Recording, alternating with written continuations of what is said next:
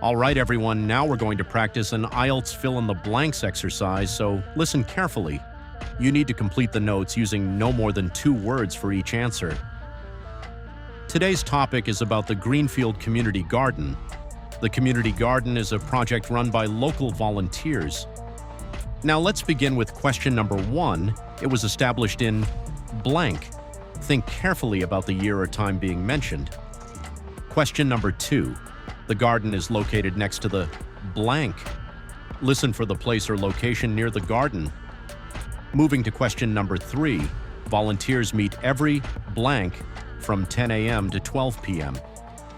Here you need to identify the day or time schedule. Now question number 4. New volunteers should bring gardening, blank, and gloves. Focus on the item that people usually use while gardening. And finally, question number 5. The garden provides fresh vegetables for the local blank every Saturday. Pay attention to who receives the vegetables. Take a moment, write down your answers, and then we'll check them together.